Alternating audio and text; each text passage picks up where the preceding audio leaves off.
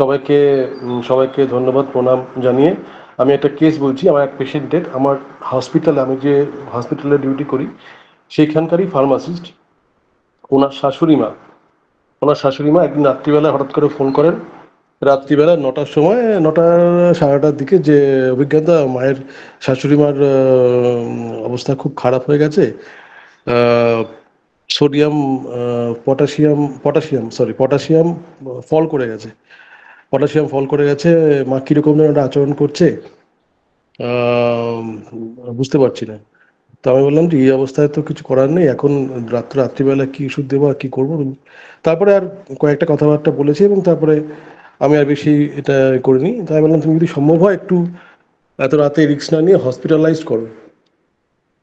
তো দুদিন, মানে পরের দিন সকালেই আমি ফোন করি কেমন আছেন, তখন মানে হ্যাঁ রাত্রিবেলা হসপিটালাইজ করা হয়েছিল, সেখানে ও যা যা চিকিৎসা বন্দোবস্ত করেছে।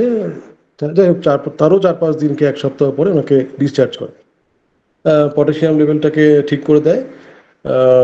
হাইপোনাট্রিমিয়া, হ্যাপিনাট্রিমিয়া, সোডিয়ামটাও ফল করে গেছিল। তা আমি বললাম যে এবার ওনার বক্তব্য হচ্ছে যে ফার্মাসিস্ট, যে মা ওইখান থেকে আসার পরে কিরকম একটা অদ্ভুত আচরণ করছে। এক তো কোনো কিছুই মনে থাকছে না, আর ওনার বয়স হচ্ছে 73, 74, 74 মতো। এবং উনি যথেষ্ট স্বাভাবিক আচরণ করতেন আর কি, মানে স্বাভাবিক চলাফেরা করতেন। ওনার একমাত্র মেয়ে, আমার যে ফার্মাসিস্ট বন্ধু, তার মিসেস, সেও একটা অঙ্গনওয়াড়ি সুপারভাইজার ওইখানে কাজ করে ডিপার্টমেন্টে। আচ্ছা, তো স্বাভাবিক, একদমই স্বাভাবিক। মানে ওনার হাজবেন্ড অবশ্য নেই, মারা গেছেন অনেকদিন আগে। রান্না বান্না করা থেকে শুরু করে, বাজারঘাট করা থেকে শুরু করে সব কিছুই, মানে বিআরটিতে বাড়ি, স্বাভাবিক আচরণ, স্বাভাবিক সমস্ত কিছু কাজবাজ করতেন। ইদানিং যেটা, ওই মানে হসপিটাল থেকে আসার পরে উনি একটা অদ্ভুত সমস্যায় করছে। উনি বিছানাতে ওনার ইউরিন পাস করছেন। ইভেন চেষ্টা করছেন যেন মানে স্টুলটাও পাস করতে পারলে ভালো হয় বিছানাতে। অথচ ওনার কিন্তু শরীরে কোনো সমস্যা নেই। উনি সোডিয়াম পটাশিয়াম ইমব্যালেন্স হয়েছিল ঠিকই, কিন্তু শারীরিকভাবে দুর্বলতা থাকলেও উনি বাথরুম পর্যন্ত যাতায়াত করতে পারেন। এবং ওনার মানে হাজবেন্ড, সরি, ওই ফার্মাসিস্ট উনি উনি বলছেন যে মা কিন্তু স্বাভাবিক হাঁটাচলা করতে পারে, হয়তো কাজ বাজ করতে এখন পারছে না। কিন্তু ও মার বক্তব্য হচ্ছে, আমার তো বয়স হয়েছে, এখনই তো এই বয়সেই তো সবাই বিছানা ধরা হয়ে যায়, আর কতদিনই বা বাঁচবো, আমার জন্য আয়া রেখে দে। আমি আর বিছানাতেই বাথরুম করব, এই বয়সে এটাই করে। আম, আমি আর বাথরুমে গিয়ে বাথরুম পায়খানা করতে পারবো না, এরকম একটা ব্যাপার। এবং এই ব্যাপারটা না, মানে হাসপাতালের ডাক্তারবাবুরাও মানে মানে ওরাও কনসাল্ট করেছিল, বলছে ওনারাও সঠিকভাবে কিছু অ্যান্টি ডিপ্রেসেন্ট ওষুধ দিয়েছিল এই পর্যন্ত, কিন্তু ওগুলো খেলে পরে সারাদিন ঘুমিয়ে থাকে। তা আমাকে প্রশ্ন করলো, বললো যে তুমি কিন্তু কিছু করো, তোমাদের হোমিওপ্যাথিতে এটা সম্ভব। আমি না জানি, মানে ও অ্যালোপ্যাথিক ফার্মাসিস্ট হলো ও, এবং ওর বাড়ির সকলে আমার চিকিৎসায় মানে হোমিওপ্যাথি চিকিৎসা করে। এবং আমাদের যে উনি আরেকজন ফার্মাসিস্ট, সেও আমাদের চিকিৎসাতে, তার বাচ্চা কাচ্চা সব হোমিওপ্যাথি চিকিৎসাই করে। যাই হোক, তো উনি মোটামুটি যেহেতু আমার সঙ্গে বহুদিন কাজ করেছেন, উনি জানেন হোমিওপ্যাথিতে এই ধরনের মানে কিছু কিছু সমস্যা সমাধান হয়। সেই সূত্র ধরে উনি বলতে চাইছেন যে অভিজ্ঞান তুমি কিছু করো, এটা কিন্তু অ্যালোপ্যাথিতে হবে না। ও নিজে ফার্মাসিস্ট, জানে ওষুধ সম্পর্কে, প্লাস ডাক্তারদের সঙ্গে সবসময় থাকে, অ্যালোপ্যাথি হাসপাতালের চিকিৎসক, এবং ওইখানে ওই অ্যান্টি ডিপ্রেশন ছাড়া কিছু করারও নেই। তো ওনাকে আমি অ্যাকচুয়ালি ওষুধটা দিয়েছিলাম। ওষুধটা দেওয়ার পরে দ্যাট ওয়াজ এ মিরাকেল, মানে ওনার না পুরো ব্যাপারটা সেরে গেছে। এবং 2-1 দিনের মধ্যেই ওনার চেঞ্জ শুরু হয়। মানে ওই ব্যাপারটা আর করে না। এবং আহ, এমনি উইকনেস বা শারীরিক সমস্যা সেগুলো ছিল কিছুটা, কিন্তু বাথরুম করব, আমার বয়স হয়ে গেছে।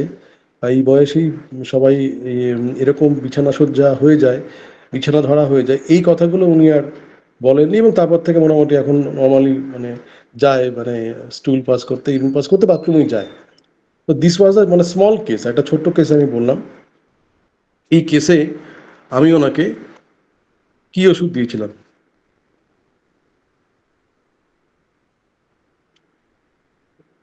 যদি কেউ বলেন।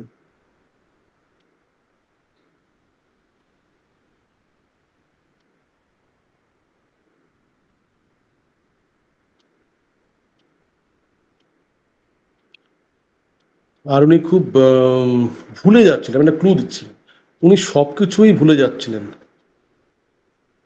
নিজের মেয়েকে, নিজের আশেপাশের লোকজনকে রিকগনাইজ করতে, মানে এটা সোডিয়াম এই পটাশিয়াম ফল করলে এটা হয় যেগুলো, যাই হোক এই সিমটমটা ছিল। উনি রিকগনাইজ করতে পারছিলেন না কাউকে, সব কিছু ভুলে যাচ্ছেন, এবং এই ভুলে যাওয়ার ব্যাপারটা আসলে ওনার না ওই বিছানায় মানে ওই প্রেজেন্ট স্টেট অফ মাইন্ডটাই ওনার সরে গেছিল। যে উনি স্বাভাবিক 10 দিন আগে উনি স্বাভাবিক অবস্থাতে সব কিছু করতেন, উনি বাজারঘাট থেকে শুরু করে একা একটা মেয়ে মহিলা, স্বামী নেই, মেয়ের বিয়ে হয়ে গেছে, মেয়ে শ্বশুর বাড়িতে থাকে, মাঝে মাঝে আসে অবশ্য, মানে মাঝে মাঝে বলতে সপ্তাহে প্রায়ই আসে, কিন্তু রাত্রিবেলা থাকে না, রাত্রিবেলা তো মা একাই থাকেন, মানে ওনার যে শাশুড়ি মা একাই থাকেন। আহ, কিন্তু একা থাকলেও তার আশেপাশে বাড়ির লোকজন, আত্মীয় স্বজন, সবার সঙ্গে সুন্দর সম্পর্ক, ভালো সম্পর্ক ছিল। কিন্তু এই অসুস্থ হওয়ার পরের থেকে এই একটা অদ্ভুত আচরণ করছেন, যে উনি বলছেন যে আমার তো এই বয়সেই তো সব বুড়ো হয়ে যায়, এখনই তো সব বিছানা ধরা হয়ে যায়, বিছানা যদি সব পায়খানা পেচ্ছাপ করে, আমার জন্য আয়া রাখ, আমি কিন্তু বাথরুমে গিয়ে, হয়তো আমি এত স্পিডে বলছি এরকম করে উনি বলেননি, উনি অনেকটা স্লোলি বলতেন। যাই হোক, মানে বক্তব্যটা, মূল বক্তব্যটা হচ্ছে এইটুকু। তো এই জায়গা থেকে আমরা ওষুধ দিই, ওষুধ দেওয়ার পরে দ্রুত পরিবর্তন হয়, ওনার মনে হয় মানসিকতার দ্রুত পরিবর্তন হয়।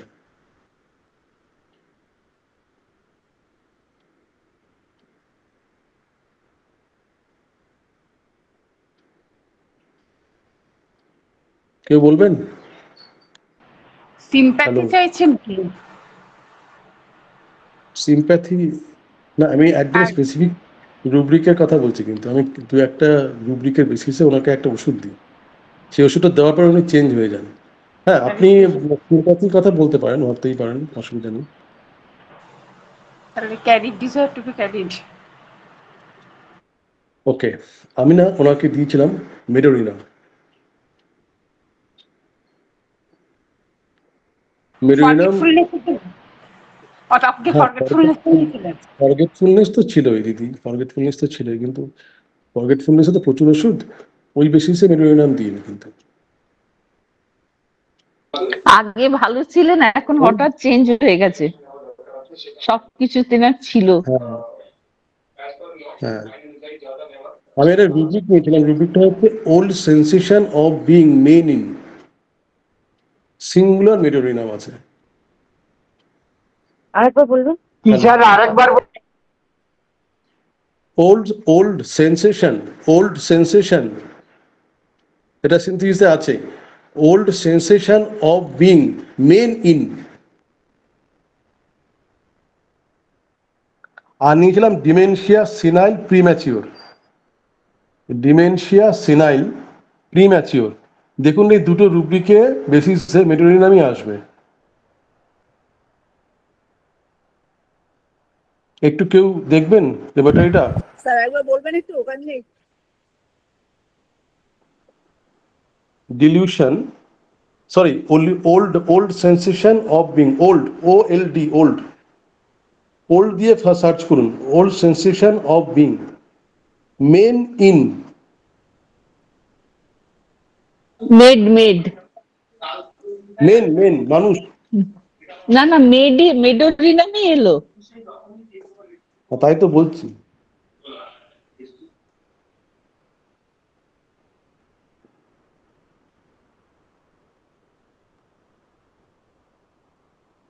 ডিমেনশিয়া সেনাইল প্রিম্যাচিওর আর ওল্ড সেন্সেশন প্রথম অফ বিং। রুব্রিকটা যদি একটু মানে ব্যাখ্যা করে। হ্যাঁ, ব্যাখ্যা করব। স্যার ওল্ড সেন্সেশন, এখানে মেডোরিনামের সাথে আরো 3টে মেডিসিন আছে। এই দেখুন এখানে সিঙ্গেল মেডোরিনাম দেখাচ্ছে। সিনথেসিসে সৌরভ, সৌরভ ভাই ইয়ে করছেন, মানে সৌরভ স্যার ওপেন করেছেন, স্ক্রিনে দেখুন, এখানে old sensation of being a medorrhinum single, আর ডিমেনশিয়া সিনাইল এটা আমরা জানতাম অবশ্য আগে থেকেই, প্রিম্যাচিওর এখানে মেডোরিনাম রয়েছে। মেন আচ্ছা, ইন ওল্ড শুধু সেন্সেশন, মেডো আছে, শুধু মেডো সিনথেসিসে। হ্যাঁ হ্যাঁ হ্যাঁ, thank you, thank you, thank you, thank you, thank you Saurav ভাই। একশো তো সাতাশি পাতা। মেডোরিনাম, হ্যাঁ, তো অজয়বাবু মেডোরিনামের এই ব্যাপারটা হচ্ছে কি, মানে ওল্ড সেন্সেশন অফ বিং, তার মনে হচ্ছে তার আহ, সেটা পটাশিয়াম ফল করে কারণে যাওয়ার কারণেই হোক, হাইপোক্যালেমিয়া বলে, আর বা যে কোনো কারণেই হোক ওনার মেন্টাল ইমব্যালেন্স হয় আর কি, মানে মানসিকতার পরিবর্তন হয় সাডেনলি। এবং উনি তখন মনে করতে থাকেন উনি বৃদ্ধ হয়ে গেছেন। উনি বলছেন না, এই বয়সেই তো সবাই বিছানা ধরা হয়ে যায়। আমার কাছে এইটা খুব স্ট্রাইকিং লেগেছিল। আচ্ছা, ঠিকই। ঠিক আছে। মানে স্যার এখানে কি নিজেকে খুব মানে নিজেকেই নিজে মনে করছে যে আমি বুড়ো হয়ে গেছি বেশি। বয়স্ক হয়ে গেছে, হ্যাঁ, নিজেকে নিজে মনে করছে যে অদ্ভুত, আমার কাছে মানে ভেরি পিকুলিয়ার না।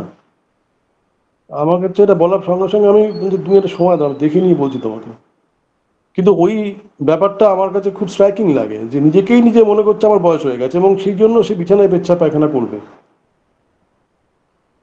আর সবাইকে সব কিছু ভুলে যাচ্ছে। এটা তো খুব কমনলি হয়, মানে is very common in hypokalemia. মানে আমি বৃদ্ধ হয়ে গেছি, হ্যাঁ, আপনি আমি বৃদ্ধ হয়ে গেছি। হ্যাঁ আপনি, হ্যাঁ হ্যাঁ ঠিকই, আমি বৃদ্ধ হয়ে যাচ্ছি, আমি বৃদ্ধ হয়ে গেছি, ঠিক ঠিক ঠিক। আমি বলছি না যে উনি মেডোরিনামের পেশেন্ট, হ্যাঁ, এইখানে ওনার যে স্টেট অফ মাইন্ডটা, ওই সময়ের যে অবস্থাটা ছিল সেটা মেডোরিনামের স্টেট ছিল বলে মেডোরিনাম কাজ করেছে। এরপরে হয়তো উনি অন্য ওষুধে চলে যাবেন।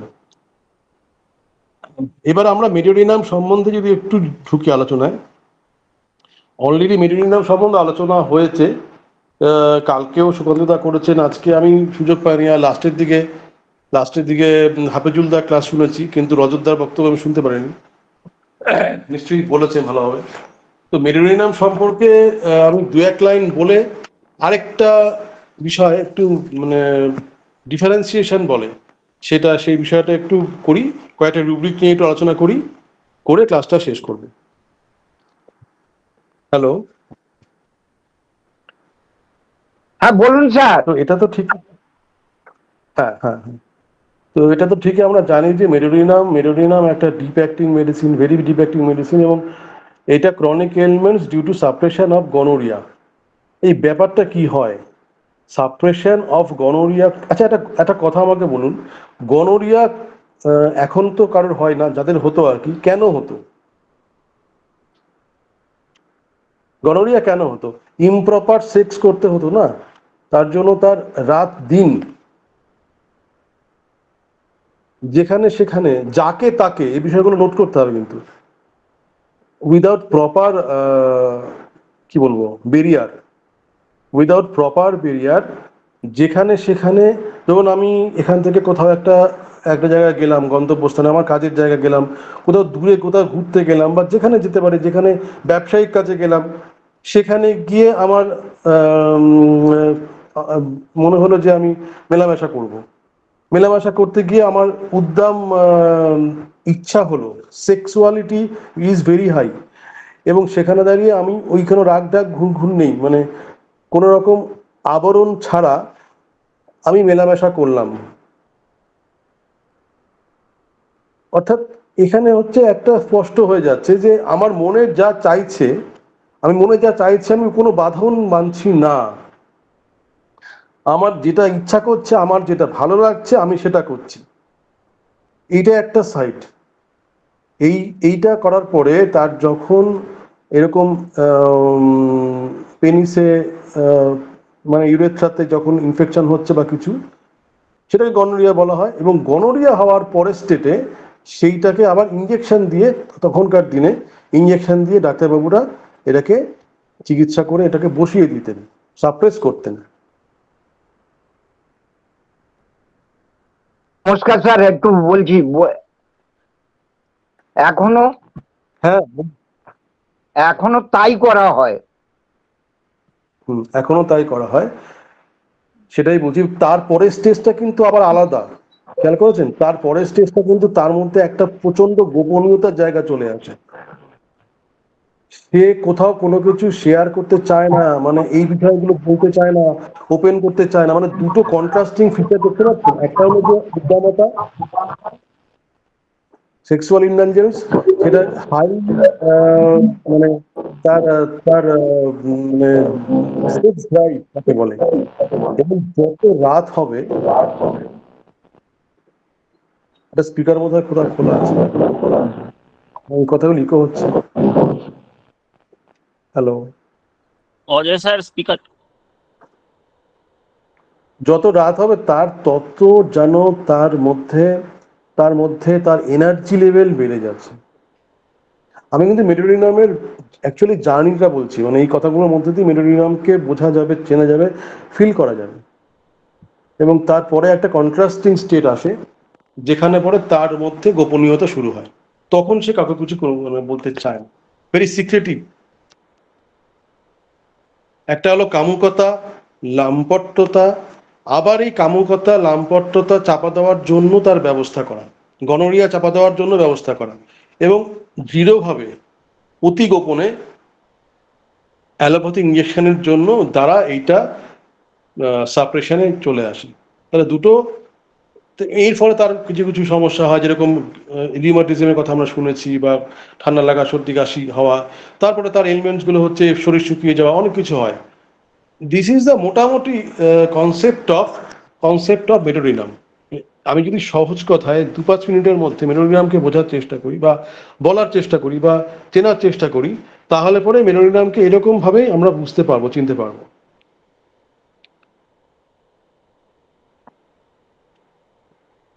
ইম্পালসিভ সেক্সুয়াল, পুরো কথাটা যদি আর একবার এই কথাটা যদি বল। কোন কথাটা বলুন অজয় বাবু? ওই যে বললেন না, যখন এই যে প্রথম থেকে যে শুরু করলেন। হ্যাঁ, আমি শুরু করেছিলাম যে আচ্ছা, যে কোনো লোক কি যেখানে সেখানে গিয়ে সেক্স করে বলুন? কে করে? তার মেন্টালিটি কিরকম হতে পারে? যার যার কোনো কিছু বাধা মানে না, যাকে আমরা কি বলতে পারি, যেখানে যেখানে কাজের সূত্রে ধরুন কেউ গেল, দিল্লিতে গেল, বোম্বেতে গেল, বা কলকাতায় আসলো, বা কোথাও আর দূরে গেল, বা যে কোনো নিজি এলাকাতে হতে পারে, তার ইচ্ছা হলো আমি সেক্স করবো, সেক্স করে ফেলাম, এবং সেখানে কোনো রকম বাধা মানলাম না, কোনো বেরিয়ার নিলাম না, কোনো কন্ডোম ইউজ করলাম না, আমার ইনফেকশন হয়ে গেল, এবং সে প্রচুর পরিমাণে সেক্স করলো, এবং সেভারেল টাইমস বুক চিতিয়ে সেক্স করা যাকে বলে, সেটা করছে, তারপরে সে অসুস্থ হয়ে পড়ছে। এবার এই কাজটা, এটা তো আমরা জানি, কনসেপ্ট তো আমরা জানি, কিন্তু আমার বক্তব্য হচ্ছে এই কাজটা কারা করে, কোন ধরনের মানুষরা করে, সেই মানুষটাকে কিরকম তার মানসিকতা, সেটাকে একবার ভাবুন। কারা করে? সবাই তো করে না। সবাই করে আর্সেনিক করবে, নাগভূমিকা করবে, সালফারও করবে না। ইভেন টিউবারকুলিনাম সেক্স করতে ভালোবাসে, কিন্তু টিউবারকুলিনাম এতটা অ্যাডামেন্ট নয়। সেটা আমরা আসছি, পরের ধাপে আসবো। তাহলে এইখান থেকে আমরা একটা ওষুধের প্রতিচ্ছবি কে আমরা বুঝতে পারবো, খুঁজে পাবো। ডিসিজ মেডোরিনাম, এবং পরবর্তী স্টেজে পেশেন্টের মধ্যে, পেশেন্ট কিন্তু একটা জায়গায় আসে যেখানে complete aversion to sex, very টিমিডিটিতেও দেখবেন মেডোরিনাম রয়েছে। মানে এর মধ্যে একটা বাইপোলার অ্যাক্টিভিটিস, দুই রকম নেচার, দ্বৈত সত্তা সবকটা ওষুধের মধ্যেই আছে, কিন্তু এইখানে north pole and south pole এটা খুবই মানে বেশি, যেটাকে একজনকে দিয়ে আরেকজনকে চেনাই যাবে না। যে এই যে পেশেন্ট, আমার প্রথম মহিলা, একে কখনো যদিও আমি মেডোরিনামে পেশেন্ট বলে দাবি করছি না, ওটা ওই স্টেটটা এরকম ছিল, কাজ তো করেছে ওষুধে, খুব ভালো কাজ করেছে। আমি বলতে চাইছি যে এইরকম মানে বৈপরীত্যমূলক অনেক সিমটম আমরা এর মধ্যে খুঁজে পাবো। আমি একটা রুব্রিক বলছি, এটা জাস্ট রুব্রিক বলছি।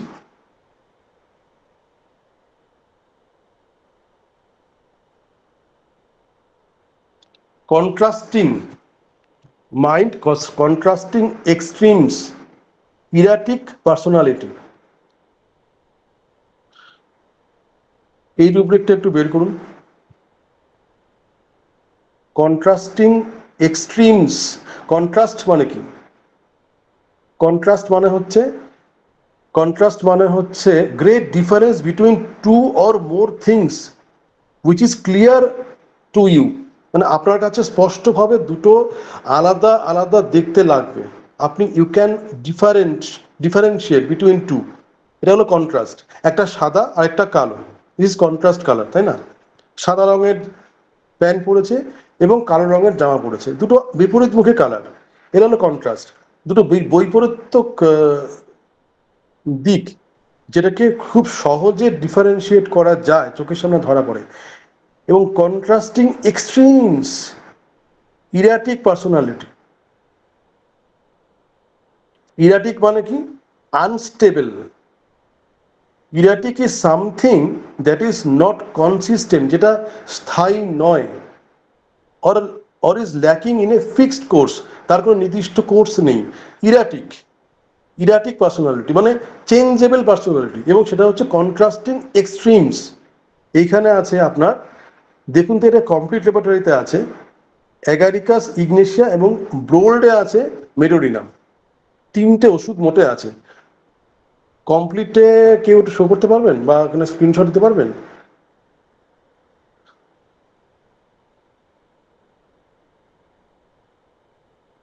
কন্ট্রাস্টিং এক্সট্রিমস, ইরাটিক পার্সোনালিটি, এই রুব্রিকটা দিয়ে মেডোরিনামকে আমরা খুব ভালোভাবে চিনতে বা বুঝতে পারব।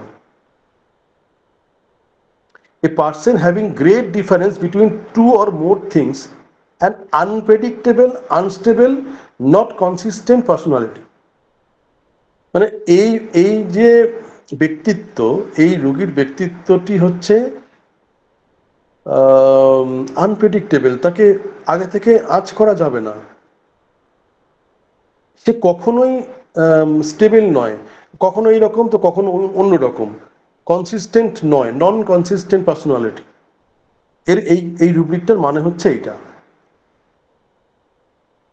এবং মেডোরিনামের মধ্যে এরকম আনপ্রেডিক্টেবল আর আনস্টেবল কন্ডিশন কেন আসে? Because medorrhinum is vulnerable emotionally, তার মধ্যে একটা ভালনারেবল কন্ডিশন থাকে। আপনি দেখুন, ইরিটেবিলিটি অল্টারনেটিং উইথ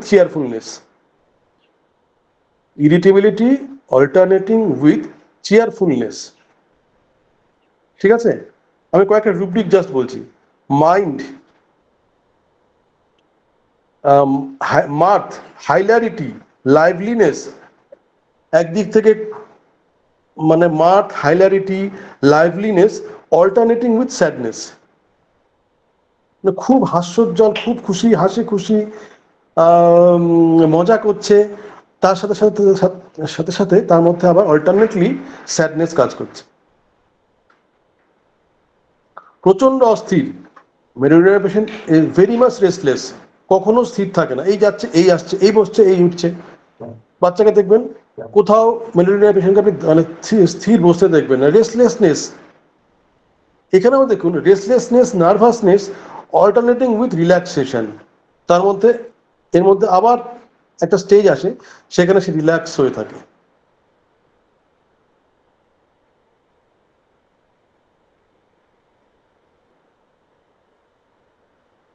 মেডোরিনাম ইন্ট্রোভার্টেডও হয়, এক্সট্রোভার্টেডও হয়, দুটোতেই দেখবে মেডোরিনাম রয়েছে। আমার এই কথাগুলোর মানে হচ্ছে মেডোরিনামকে চেনা বোঝা, মানে এর ব্যাপ্তিটা অনেক,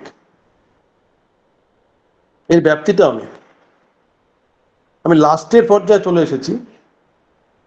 আচ্ছা, আমরা দেখি যে মেডোরিনামে একটা রুব্রিক, আমি এই পোর্শনটা বলে আমি শেষ করব, সেটা হলো অ্যাডভেঞ্চারাস। হ্যালো,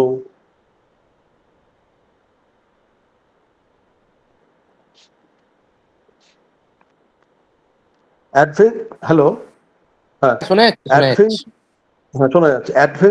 অ্যাডভেঞ্চারাসে কটা ওষুধ রয়েছে?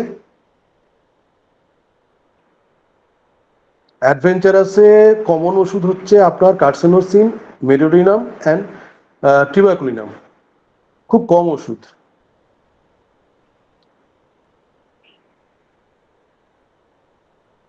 আরেকটা রুব্রিক হচ্ছে টেমারিটি। টেমারিটি, এগুলো কাছাকাছি। Adventurous, temerity, audacity, ডিফিয়ান্ট।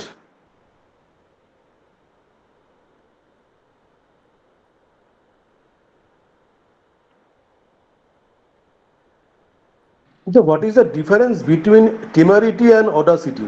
আমরা যখন রুব্রিকগুলোকে নিই, সেই রুব্রিকগুলোর মধ্যেও না একটা ওষুধের সেন্স কাজ করে।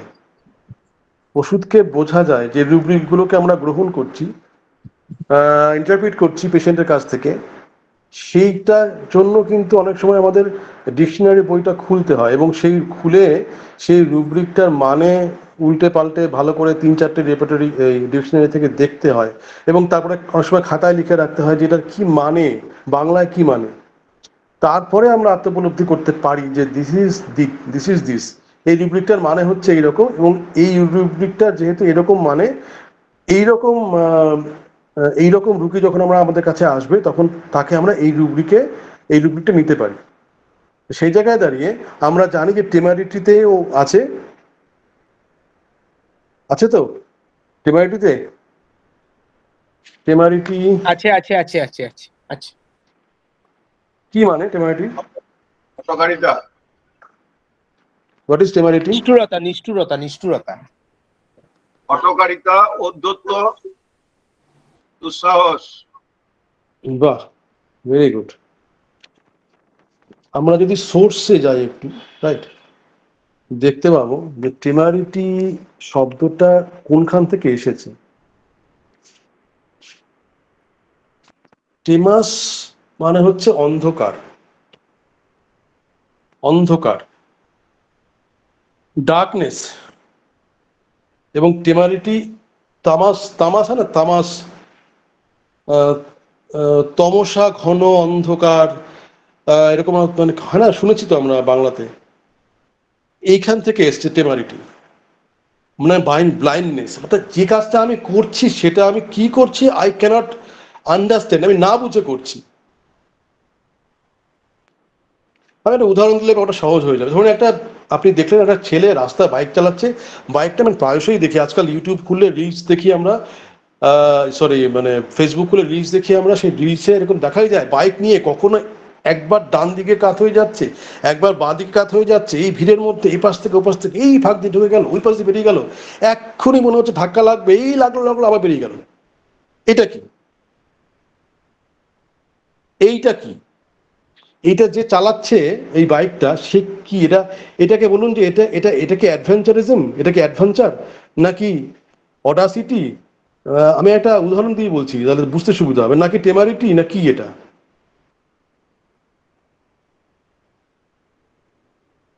এটা হচ্ছে, এটাই ঔদ্ধত্য। এটা কি? ঔদ্ধত্য।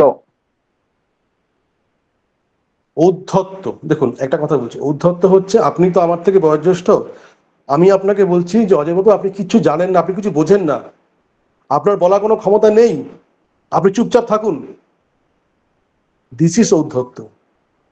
মানে আমি আপনাকে, না আমি ভুল বললাম, সরি, এটা হচ্ছে হ্যাঁ, এটা একটা ঔদ্ধত্যের আচরণ, এটা একটা ঔদ্ধত্যের আচরণ। এবার আপনি আমাকে বলছেন না অভিজ্ঞান তুমি বোঝো, তুমি আমার থেকে অনেক জুনিয়র, আমি এতদিন ধরে হোমিওপ্যাথি প্র্যাকটিস করেছি, I have lots of experience, তুমি সেভাবে কিছু এখনো শিখে উঠতে পারোনি, তুমি জাস্ট এজ এ লার্নার তুমি শিখছো, তোমার সেরকম বয়স হয়নি, তুমি আমাকে এভাবে বলতে পারো না।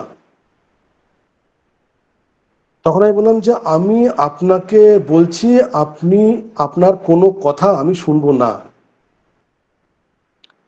আমি যেটা মনে করছি, আমি আপনার পরামর্শটাই আমি গ্রহণ করলাম না, আপনি যেটা মনে করছি, আমি যেটা সঠিক বলে মনে করছি, আমি সেটাই করব। এগুলোর মধ্যে অনেকগুলো রুব্রিক আছে। প্রথমটা হচ্ছে ঔদ্ধত্য, আরেকটা হচ্ছে ডিফিয়েন্ট।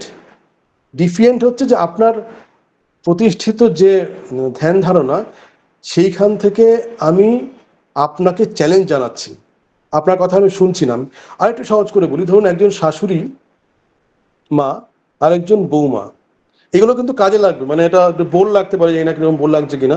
আমি সংক্ষেপেই বলবো, আমার টাইম মোটামুটি 5টা বেজে গেছে, আমি 2-3 মিনিটের মধ্যে শেষও করে দেবো, একটু কাইন্ডলি শুনে নিন, ভাল লাগবে।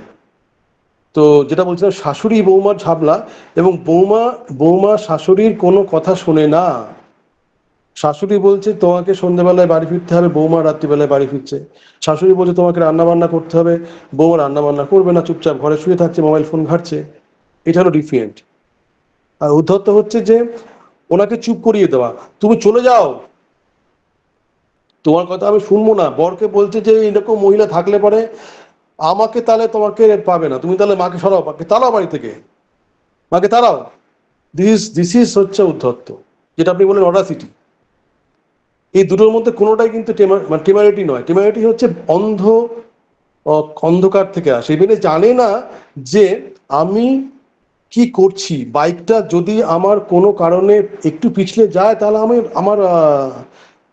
মরে যেতে পারি পর্যন্ত।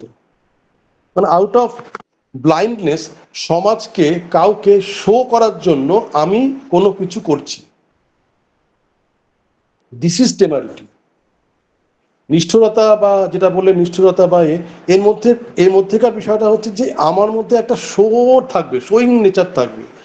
আমি জগৎকে, আমি বাচ্চা বাচ্চা বলবো না, আমার সমবয়সী মেয়েদের বা ছেলেদের আমি দেখাচ্ছি, দেখ আমি কিরকম করে বাইক চালাই, তোরা কিরকম করে চালাতে পারিস, আমি দেখ কিরকম করে বাইক চালাই। This is টেমারিটি।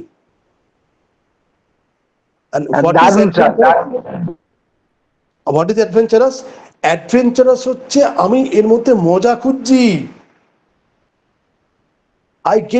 আমার অন্য কাউকে কিচ্ছু বলার দরকার নেই। দিস ইজ কমপ্লিটলি, আমি রাত্রিবেলায় সেক্স করছি, আমি একটার পর একটা মেয়েকে ইয়ে করছি, বিছানায় নিচ্ছি, আমার সেখানে বাঁধন মানছি না। কেন? আমার প্লেজার, আমার ইচ্ছা, আমার ভালো লাগা, আমি সেটাকে পরিপূরণ করছি। আমার লিবার্টিনিজম, এটা আমার ইচ্ছা। বুঝতে পেরেছেন? এখানে কিন্তু কাউকে কিছু শো করারও কিছু নেই, কাউকে চ্যালেঞ্জ জানানোর কিছু নেই, এখানে কাউকে উদ্ধত্ত জানানোর বিষয় না। মানে কোনটা উদ্ধত্ত, কোনটা টেমারিটি, কোনটা হচ্ছে গিয়ে আপনার কি বললাম যেন, ডিফিয়েন্ট, সব কটা আলাদা আলাদা। এই সব কিছু আপনি পাবেন মেডোরিনামের মধ্যে, রাইট? তো থ্যাংক ইউ সকলকে, আমি এইটুকুই আজকে বললাম।